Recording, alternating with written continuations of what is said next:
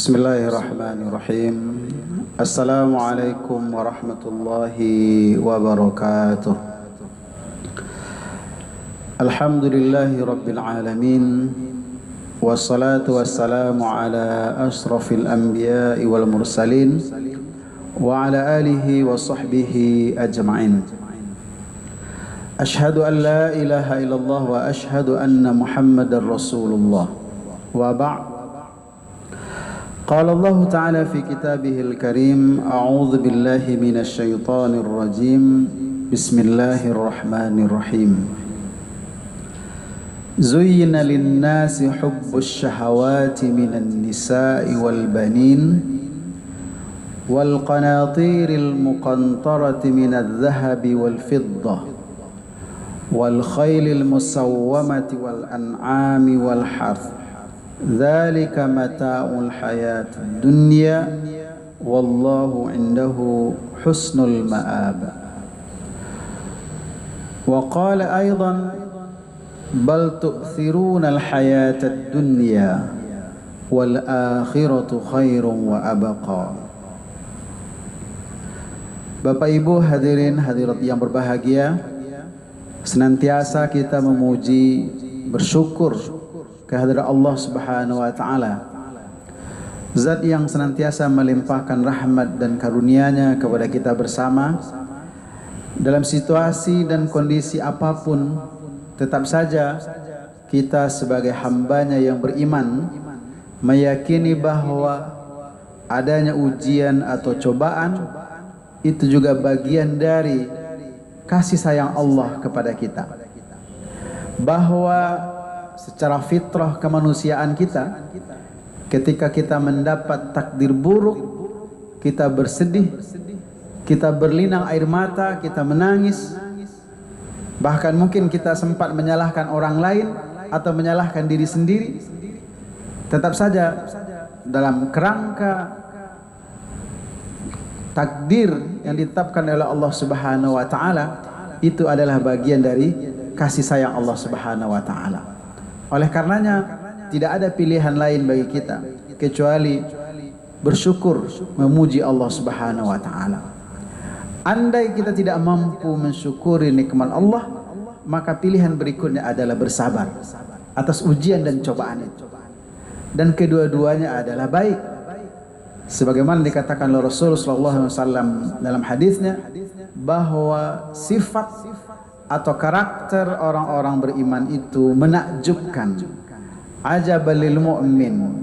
Orang-orang beriman itu menakjubkan. Kenapa? Karena orang-orang beriman itu ketika diberi nikmat, dia bukan lupa diri, tapi dia bersyukur. Sebagaimana ketika dia diuji oleh Allah Subhanahu wa taala, maka pilihan sikapnya adalah bersabar atas ujian-ujian itu. Bukan menyalahkan orang lain, bukan menyalahkan diri sendiri, apalagi mempertanyakan keadilan Allah Subhanahu wa taala. Bapak Ibu hadirin hadirat yang berbahagia, dalam waktu yang pendek ini, mari sama-sama kita tadaburi beberapa firman Allah Subhanahu wa taala yang membicarakan tentang hakikat kehidupan dunia ini.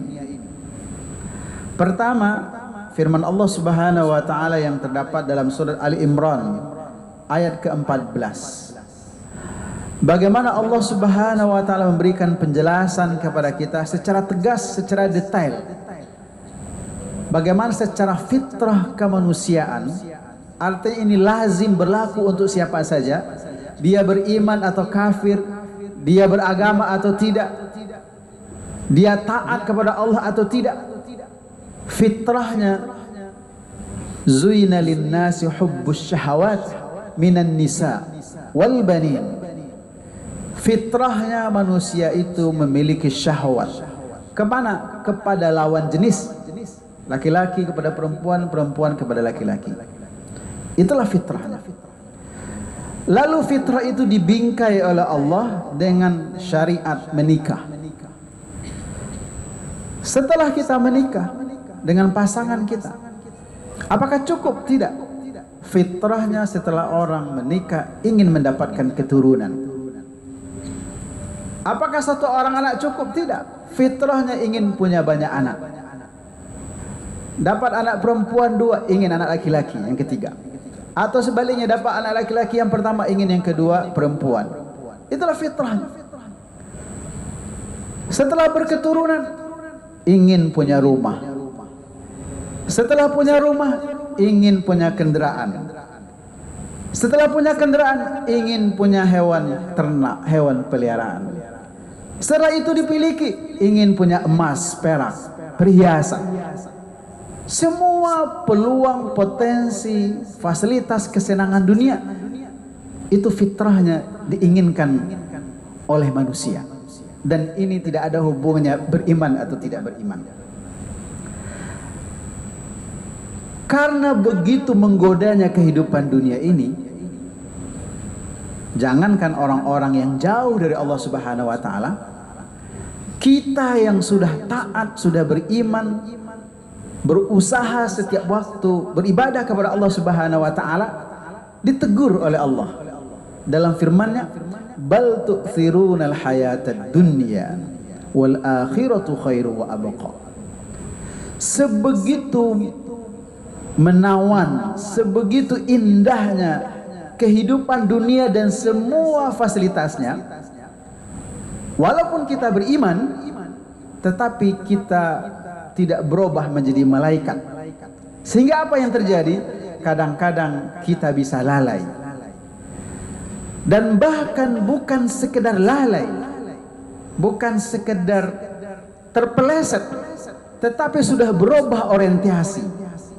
Dunia yang sesungguhnya adalah darul amal, tempat untuk beribadah, tempat untuk mengabdi, sudah berubah menjadi tujuan. Akhirat yang sesungguhnya adalah tujuan utama kita, dan dunia adalah jalan untuk menuju akhirat, sudah terbalik. Sudah kita utamakan, sudah kita prioritaskan kehidupan dunia. Bal tu'thirunal hayatad dunya. Kamu lebih mengutamakan kehidupan dunia, kata Allah. Ini teguran Allah. Padahal ayat ini sering diulang-ulang oleh imam. Bahkan kita pun juga hafal. Wal akhiratu khairu wa abqa. Padahal yang kekal abadi itu adalah akhirat. Surah Al-A'la ayat 16. Begitulah kita dalam kehidupan dunia ini. Dalam ayat lain, Bapak Ibu hadirin berbahagia, Allah mengingatkan kita agar kita sadar bahwa kita ingin mendapatkan keturunan, ingin dapat fasilitas, ingin posisi, ingin jabatan, ingin kekayaan, itu adalah fitrah. Tetapi Allah ingin mengingatkan kita dalam firman-Nya yang lain bahwa itu semua adalah sandiwara, itu adalah sendagurau, itu adalah sesuatu yang dibangga-banggakan hanya untuk urusan dunia saja. Allah berfirman, "I'lamu annamal hayatud dunya la'ibu wa lahu wa zina." Kita harus sadar, kita harus paham, kita harus menyadari sesungguhnya kehidupan dunia ini, kata Allah, la'ibu wa lahu, permainan, sendagurau, sandiwara. Ada awalnya tapi juga dia akan berakhir. Bahkan wazina wa tafakhur, perhiasan dan sesuatu yang kita miliki di dunia ini, apapun namanya, posisi, jabatan, kekayaan, bahkan anak pun, itu akan kita bangga-banggakan. Dengan siapa? Dengan relasi kita, dengan karib kerabat kita. Dan itu terbukti. Kita kalau bertemu dengan keluarga, dengan karib kerabat, kan tidak pernah ditanya berapa jumlah uang di bank, kan nggak ditanya. Tapi ditanya berapa jumlah anak, sudah punya cucu atau belum. Itu bukti bahwa keturunan adalah sebuah kebanggaan. Bahkan terasa kurang sempurna kebahagiaan dalam berumah tangga, dalam berkeluarga. Walaupun suaminya jadi pejabat, walaupun istrinya juga berkarir, walaupun dia punya kekayaan yang melimpah, tapi belum mendapatkan keturunan, dianggap belum sempurna kebahagiaan itu. Bahkan ada yang punya rasa malu kalau belum mendapatkan keturunan. Itu bukti bahwa keturunan itu adalah suatu yang bisa dibanggakan. Apalagi emas dan perak, apalagi posisi dan jabatan, bisa dibangga-banggakan. Tetapi kata Allah Subhanahu wa taala, semua kehidupan dunia ini dengan semua fasilitas dan kenikmatannya, dengan semua yang sudah kita raih atau sesuatu yang masih kita kejar, kata Allah, dia tidak ubahnya seperti tanaman. Mungkin awalnya tanaman itu tidak ada, atau dia mungkin baru dalam bentuk biji, baru ditanam, lalu hujan turun, dia menjadi subur, dia berbuah, dan dinikmati buahnya oleh siapa saja. Tapi setelah itu daunnya mengering, kuning, lalu mungkin mati atau ditebang oleh orang. Intinya apa? Sesuatu yang ada dalam kehidupan dunia ini tidak ada yang abadi, tidak ada yang kekal. Sebagaimana juga kita merasakan dalam diri kita, dulu kita tidak ada, lalu menjadi janin, menjadi bayi, bisa merangkak, berjalan, berlari, jadi remaja, jadi dewasa, sampai pada puncaknya menua, uzur, sama seperti anak-anak. Begitulah perjalanan kehidupan kita. Kita dulu tidak punya jabatan, dapat jabatan 5 tahun, 10 tahun, habis periodenya. Apalagi kita punya kekayaan, kita simpan, kita pelihara, kita jaga. Tetapi ada saja caranya bagi Allah untuk mencabut, untuk mengambil nikmat atau fasilitas yang kita dapatkan selama ini. 2 tahun kita diuji semuanya, bukan Sumatera Barat atau Indonesia saja, dunia, penduduk dunia diuji dengan COVID-19. Apa efeknya? Ada kematian, ada penyakit yang tidak berhenti, ekonomi. Dengan virus COVID-19, ujian yang kita dapatkan sebegitu dahsyat. COVID alhamdulillah melandai. Beberapa hari ini kita tidak bisa menyalahkan siapa-siapa. Tapi datang ujian berikutnya, BBM naik, subsidi dicabut. Apa pilihan kita? Mau melawan? Siapa yang akan kita lawan? Mau memberontak kepada siapa kita akan memberontak? Ini konsekuensi kehidupan duniawi. Ada ujian, ada cobaan. Dan begitu mudah bagi Allah mendatangkan nikmat, sebagaimana begitu mudah juga bagi Allah untuk mencabut nikmat atau karunia itu. Walanabluwannakum bisyai'in minal khaufi wal ju' wa naqsin minal amwali wal anfus wath thamarat wa basyiris sabirin. Surah Al-Baqarah ayat 155. Bahwa kita akan senantiasa diuji oleh Allah. Bentuk ujian dan cobaan itu beragam sesuai dengan kualitas keimanan kita masing-masing. Orang kaya diuji dengan kekayaan yang dia miliki. Apakah dengan kekayaan itu dia menjadi hamba yang bersyukur atau sombong dengan kekayaan itu? Pejabat diuji dengan jabatan atau kekuasaan yang dia miliki. Apakah jabatan atau posisi yang dia miliki itu, yang dia dapatkan itu mendekatkan diri dia kepada Allah, semakin taat kepada Allah, atau malah menentang aturan syariat Allah Subhanahu wa taala? Sebagaimana orang miskin juga diuji oleh Allah dengan kemiskinan. Setiap kita ini akan mendapatkan ujian dan cobaan. Dan bahkan ada cara bagi Allah satu saja. Ketentuan Allah bisa menguji semuanya tanpa pandang bulu. Siapa yang bisa menolak kematian? Siapa yang bisa melawan takdir musim panas, kemarau? Sebagaimana siapa yang bisa menahan turunnya hujan berhari-hari lalu menyebabkan banjir?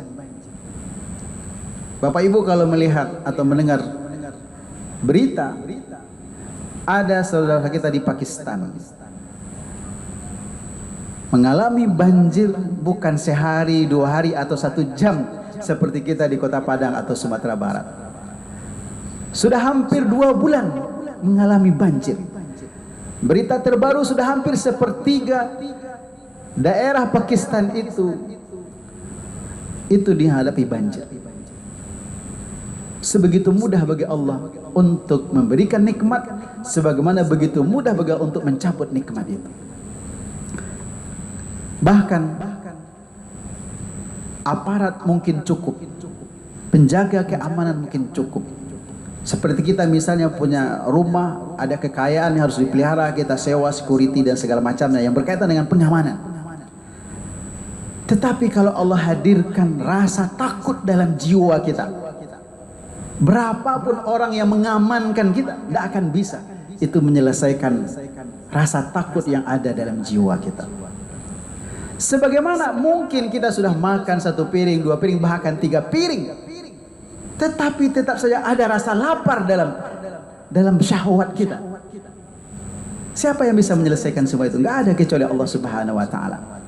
Makanya Allah mengingatkan kita dalam firman-Nya yang lain, "Falyabudu rabb hadzal bait allazi at'amahum min ju' wa amanahum min khauf."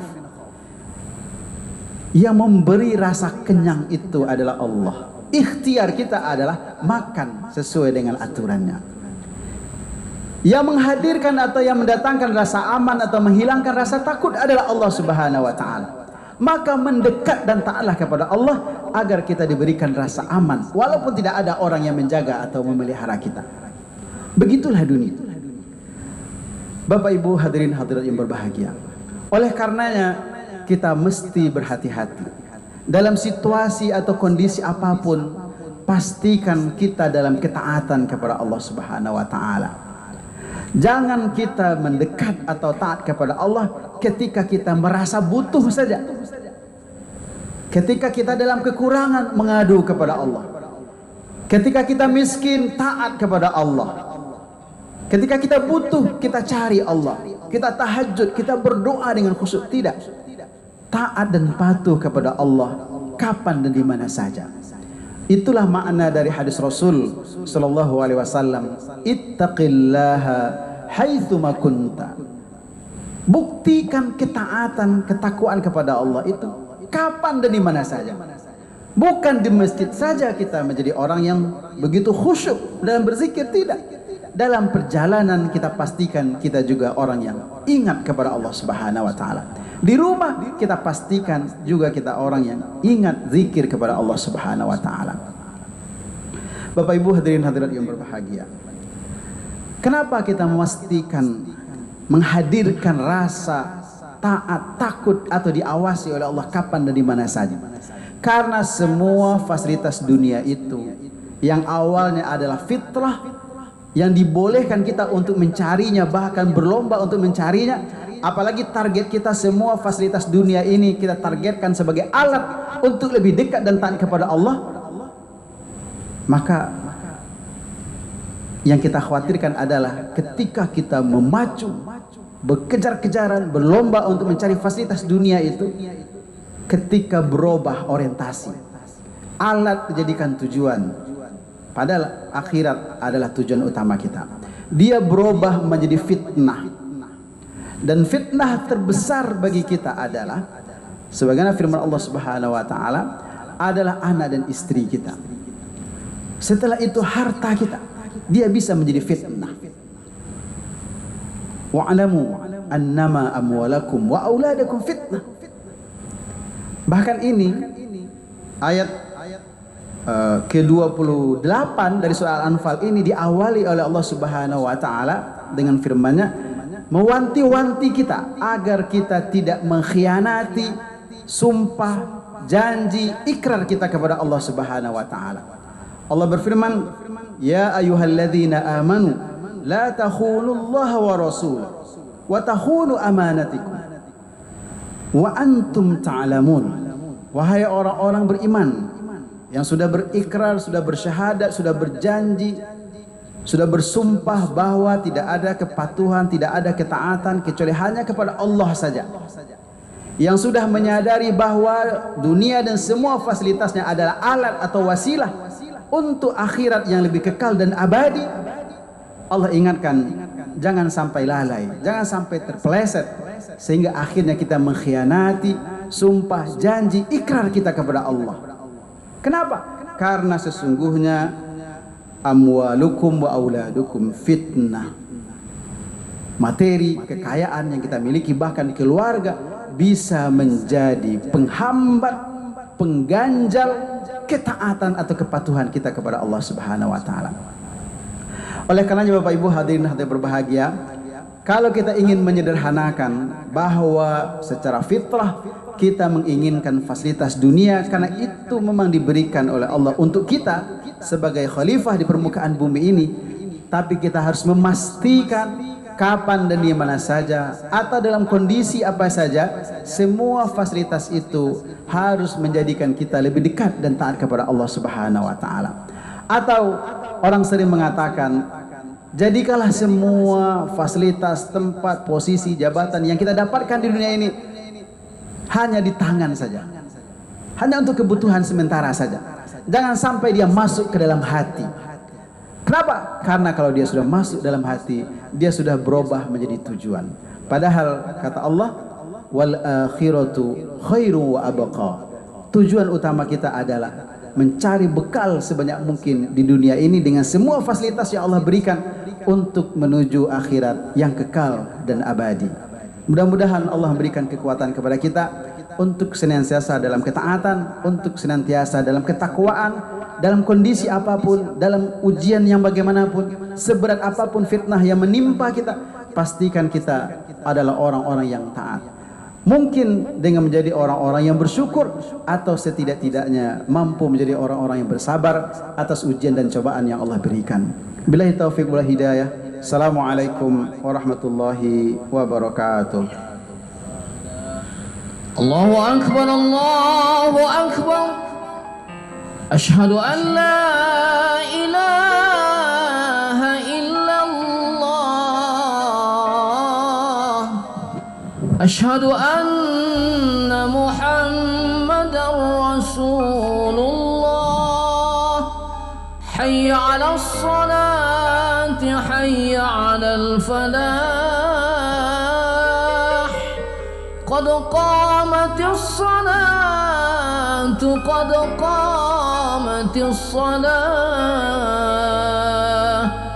Allahu akbar, Allahu akbar. La ilaha